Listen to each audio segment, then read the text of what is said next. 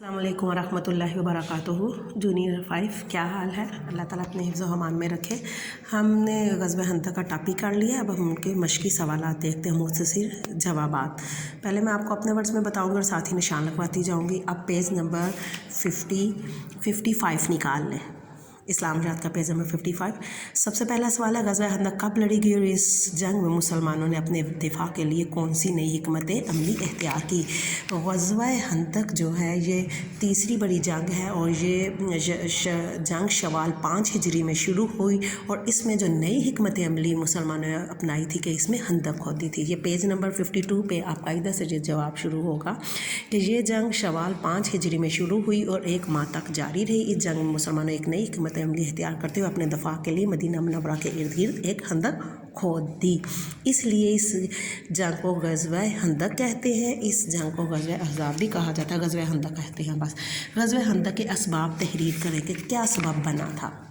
یہ اسباب ہیں، یہ اسباب اور یہ 5 اسباب، اور جسے اپنے 3 اسباب ہیں اور اتنے آپ اپنے ورڈز میں بیان کرو گے۔ سب سے پہلے کہ یہودیوں نے جب دیکھا کہ مدینہ منورہ میں مسلمانوں کے حالات بہتر ہو رہے ہیں، تو کچھ سردار جو یہودیوں کے تھے وہ قریش کے پاس گئے اور قریش مکہ کے پاس جا کے انہوں نے کہا کہ ہم آپ کا ساتھ دیں گے، آپ ان پہ حملہ کریں مدینہ منورہ پہ اور ہم آپ کا ساتھ دیں گے اس حملہ میں۔ اور نمبر 2 یہ تھا کہ غزوہ بدر کے بعد مجھے جو اس کے قریش کے جو تجارتی شام کا تجارتی راستہ بھی بند ہو گیا، اور غزوہ احد کے بعد مسلمانوں نے نجد اور دمت الجندل تک کا علاقے فتح کر لیے، جس کی وجہ سے ان کا عراق کی بھی طرف سے تجارت بند ہو گئی۔ ایک شام کی تجارت بند ہو گئی، دوسری ان کی عراق کی تجارت بند ہو گئی۔ اس غصے کی آگ میں بھڑکتے ہوئے انہوں نے یہ غزوہ خندق کا ارادہ کیا۔ آگے کیا ہے، یہ سابقہ جنگوں کی طرح۔ اب تیسرا پوائنٹ کیا ہے اسباب؟ تیسرا سبب یہ ہے کہ سابقہ پچھلی جو جنگیں ہوئی تھی ان میں کفار کو سخت ناکامی ہوئی تھی، جس کا بدلہ لینے کے لیے سارے عرب کے یہودی قبائل بھی مسلمانوں کے خلاف بدلہ لینے کے لیے قریش کے ساتھ مل گئے تھے۔ یہ سوال نمبر 2 تھا۔ آگے سوال نمبر 3، مدینہ منورہ کے صرف ایک ہی طرف خندق کیوں کھودی گئی تھی؟ مدینہ منورہ کے ایک ہی طرف خندق اس وجہ کھودی گئی تھی کہ مدینہ منورہ کے 3 اطراف پہ قدرتی طور پر پہاڑ اور کھجور کے گھنے درختوں سے گھرا ہوا تھا، محفوظ تھا۔ صرف ایک سائڈ سے حملے کا خطرہ تھا، اور وہ کیا تھی، وہ شمال کی طرف سے تھا، اس وجہ سے وہاں خندق کھودی گئی۔ اور یہ پیج نمبر 53 پہ آپ کا ادھر سے یہ شروع ہوگا جواب۔ مدینہ منورہ کے 3 اطراف سے قدرتی طور پر پہاڑ اور کھجور کے گھنے درختوں کے ذریعے محفوظ تھا، صرف شمال کی طرف سے حملہ ہو سکتا تھا، چنانچہ اس طرف خندق کھودنے کا فیصلہ کیا گیا۔ آگے سوال نمبر 4 ہے، غزوہ خندق کے دوران حضور صلی اللہ علیہ وسلم کی صفیہ، حضرت صفیہ رضی اللہ عنہا کی بہادری کا واقعہ لکھیں کہ کس طرح حضرت صفیہ نے، نبی پاک صلی اللہ علیہ وسلم کی پھپھو نے کس طرح وہ اس کا حکمت عملی سے وہ کام لیا۔ تو کیا ہے کہ ان کی پھپھی حضرت صفیہ نے، حضرت محمد صلی اللہ علیہ وسلم کی پھپھی حضرت صفیہ رضی اللہ عنہا نے، جو اس قلعے میں موجود تھی اور بچوں اور عورتوں کی حفاظت کر رہی تھی، انہوں نے بڑی بہادری کے ساتھ یہودی کو ہلاک کر دیا اور اس کا سر تن سے جدا کر کے یہودیوں کی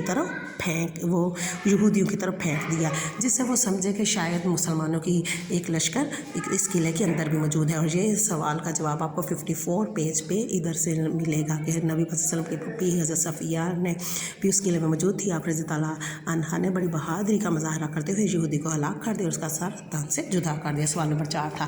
اب سوال نمبر 5، غزوہ خندق میں اللہ تعالیٰ نے مسلمانوں کی کیسے غائبی مدد فرمائی، اس کا کیا نتیجہ نکلا؟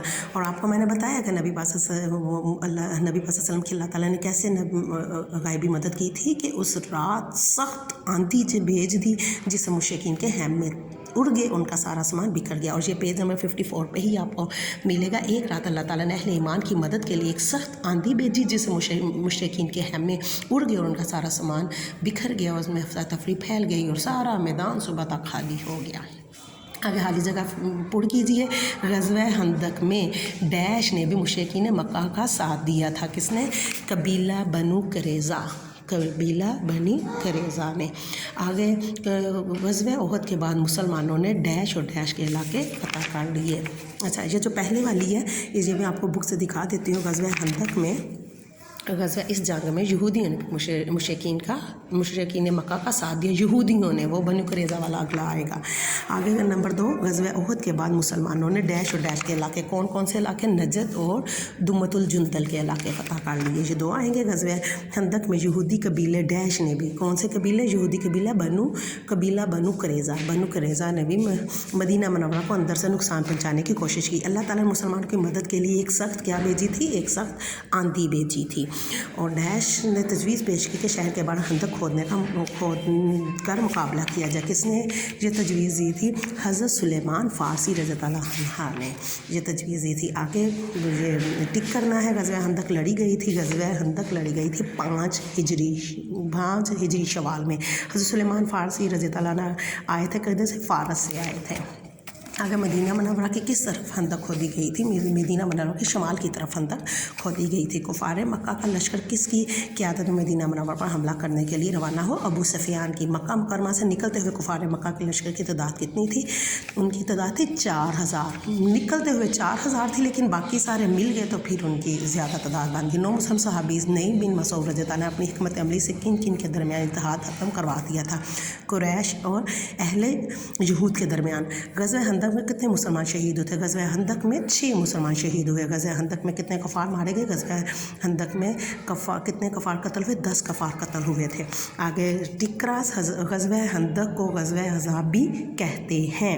टिक है, हज़रत सुलेमान फ़ारसी का तल्लक मिस्र से था। क्रॉस है, मदीना मुनव्वरा में हमला करने के वक्त कुफ़ार के लश्कर की तादाद 10,000 थी। टिक है, क्योंकि मदीना मुनव्वरा हमला के वक्त उनकी तादाद 10,000 हो गई थी।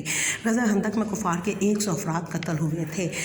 क्रॉस है, ग़ज़वा खंदक के बाद मुसलमानों के रोब और दबदबा में इजाफा हो गया था। ठीक है जी। और आपने ये अच्छी तरह सारे का सारा कर लेना है, और इसे अच्छी तरह आपने रीडिंग करेंगे तो आपको सारी समझ आ जाएगी। अल्लाह हाफिज़, भी अमान अल्लाह, अपना ख्याल रखिएगा।